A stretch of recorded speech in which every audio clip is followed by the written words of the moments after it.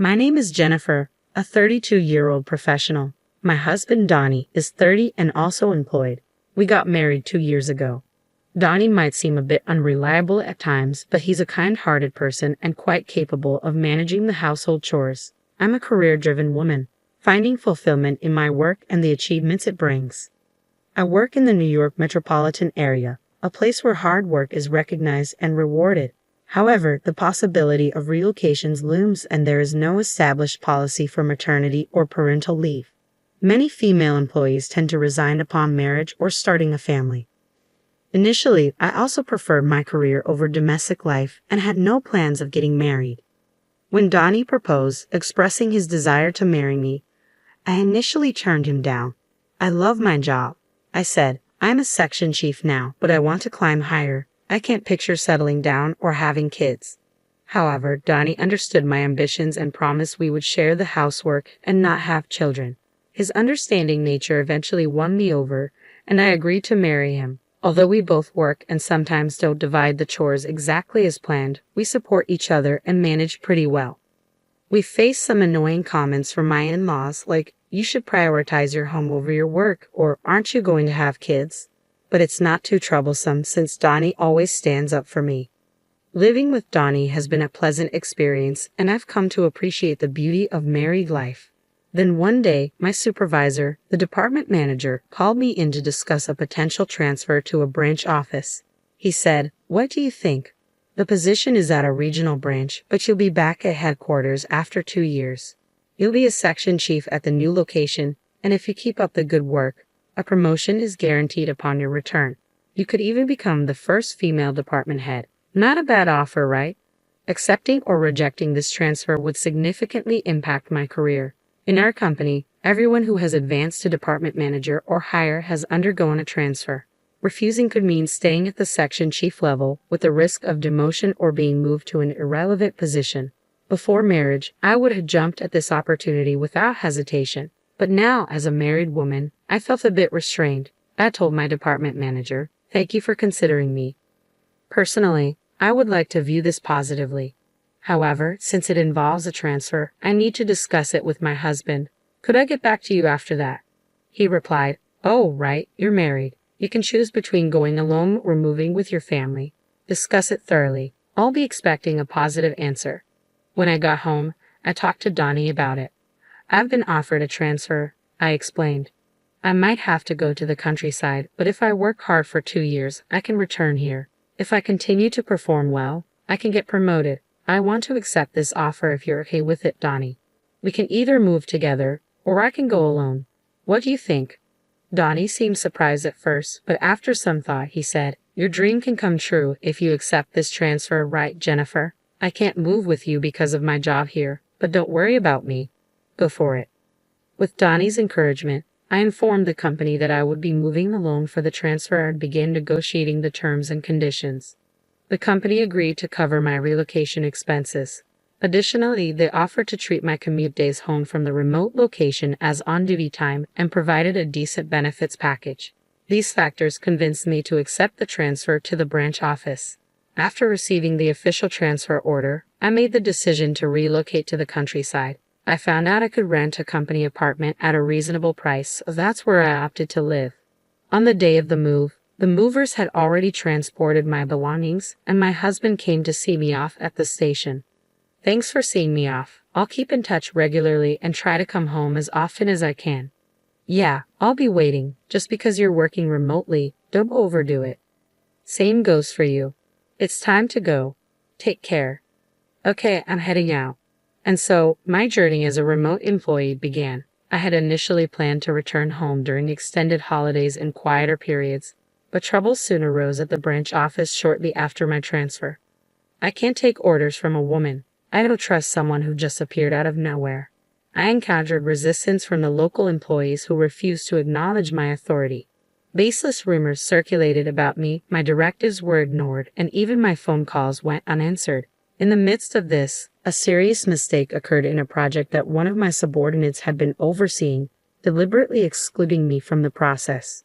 The subordinate responsible was visibly shaken. Naturally, as their supervisor, I took full responsibility. I found myself consumed with rectifying the issue, offering apologies, not only to regain lost ground, but also to mend relations with my team.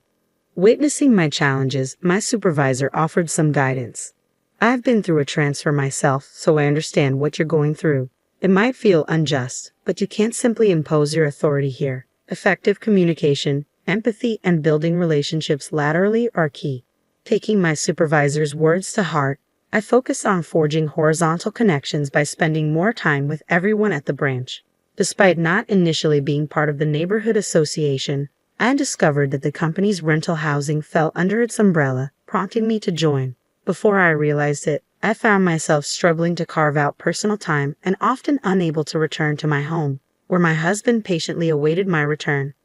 I kept in touch with my husband, but after a few months of remote work, it became increasingly difficult to reach him at night via phone or text. I'm stuck at the office late every day. It's chaos, he'd explain. Exhausted, I often found myself drifting off to sleep.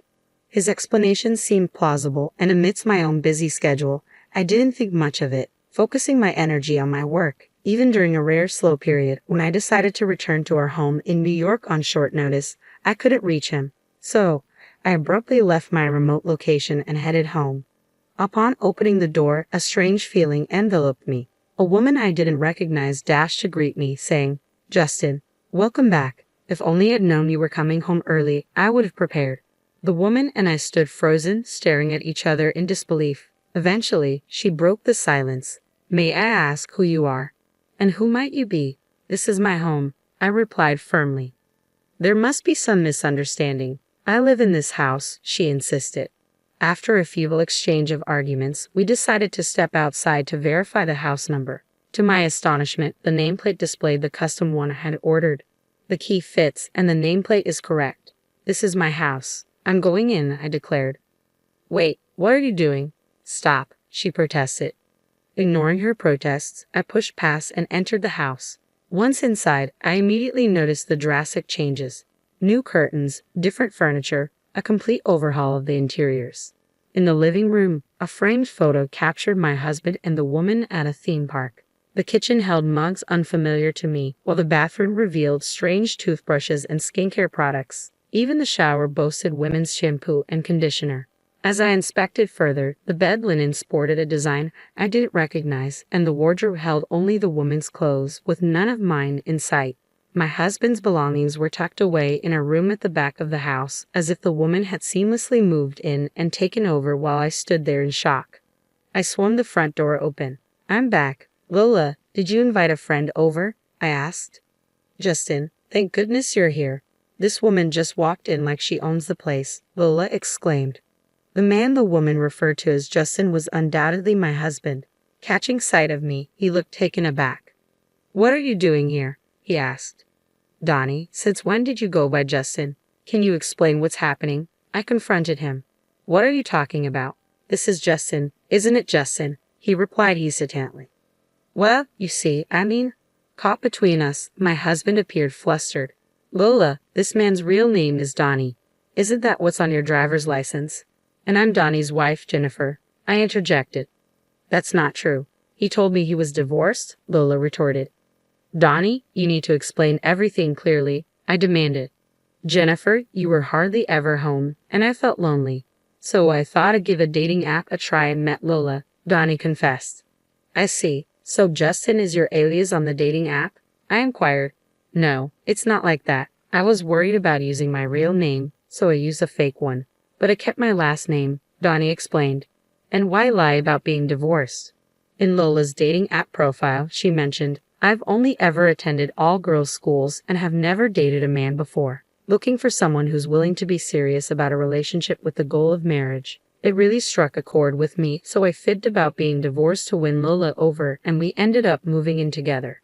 "Why on earth would you do that?" I exclaimed in disbelief. At that moment, my husband launched into a defense of his actions.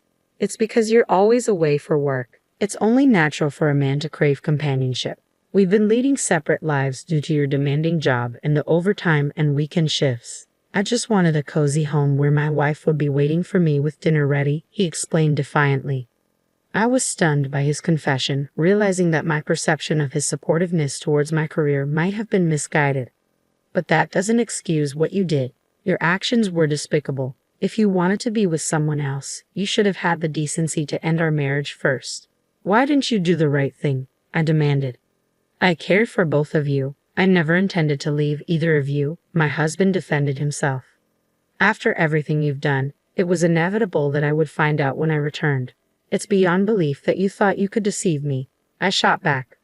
Well, if you had kept your promise and returned home, none of this would have happened.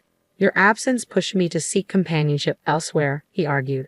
What nonsense. I've explained to you how demanding my work has been, I retorted.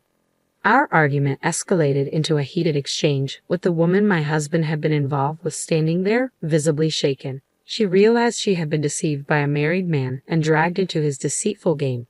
So it was all a lie? You've made a fool of me. I'm leaving right now, she declared, storming out. Lola, please, just hear me out, my husband pleaded as he attempted to halt the other woman, who was hastily packing her belongings.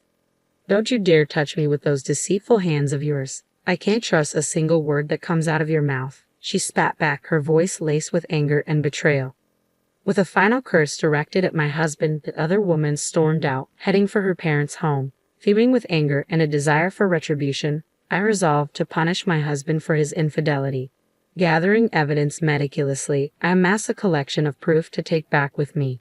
Upon returning to my work assignment, I wasted no time in hiring a detective to uncover details about my husband's mistress. The investigation unearthed that she was the daughter of an executive at a company closely associated with my husband's business partner.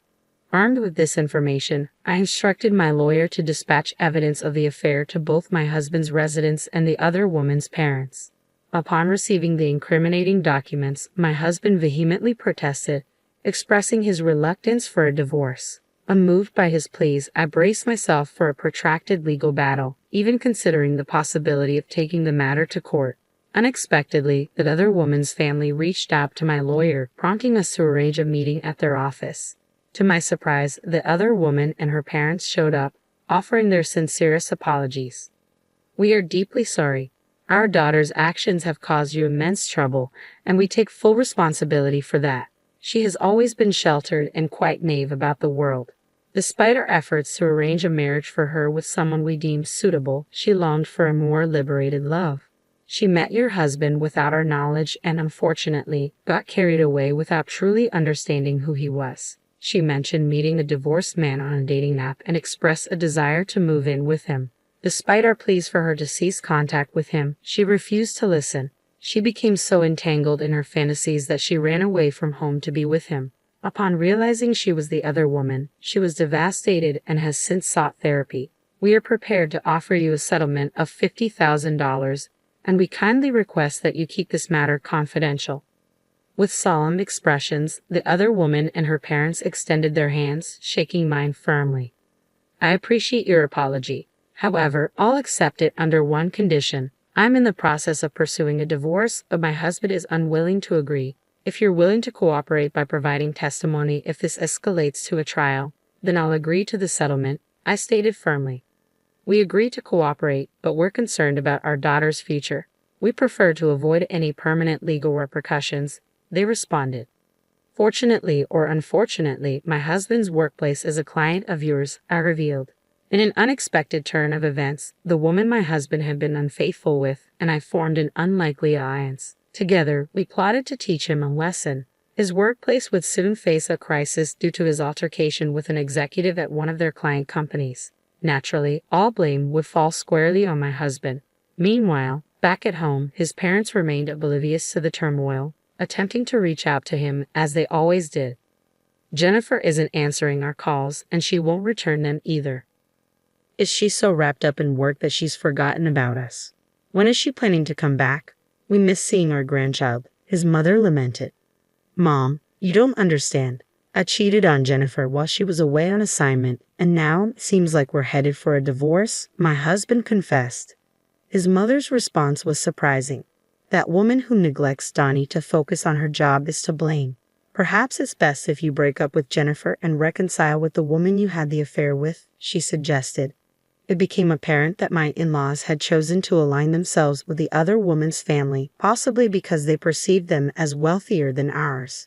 They launched a series of attacks against me, bombarding me with calls that I eventually had to block. Undeterred, they began calling me at work. When I refused to engage with them, they took matters a step further by showing up at my workplace, causing a commotion and creating a scene. "Release our son. It's your fault for being such a career-focused woman that our son strayed. He'd be happier with his lover, so stop interfering," his parents demanded. In response, I exclaimed, "What are you talking about? I'm the one seeking a divorce from Donnie.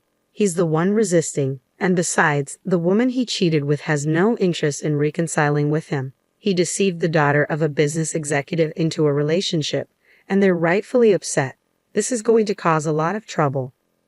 Upon realizing that their son had injured a significant client, my in-laws swiftly changed their tune and attempted to reconcile with me. "Oh dear, we had no idea it had escalated to this point. We must have misunderstood. We apologize. Our son has acted foolishly, but he's regretful. You'll forgive him, won't you, Jennifer?" they pleaded. "I must decline. You've just criticized me, and now you expect me to forgive you. Please leave," I asserted firmly. Refusing to budge, they persisted, prompting me to have them escorted out by security.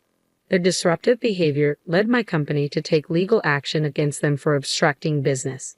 Following these events, I finally received the compensation owed to me by my husband and proceeded with the divorce. Additionally, the other woman's family sought compensation for the breach of her chastity and the costs of her psychiatric treatment, with the repercussions of his actions tarnishing his reputation at work and the financial strain of hefty compensations. My husband found himself overwhelmed with debt.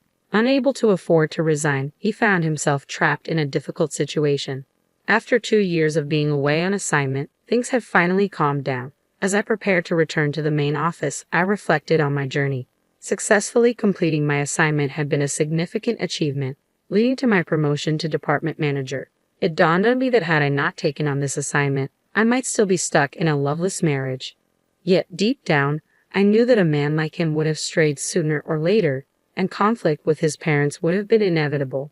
Through this experience, I've come to understand that I'm better suited for the demands of work rather than the complexities of family life. Now, I find myself immensely fulfilled and content.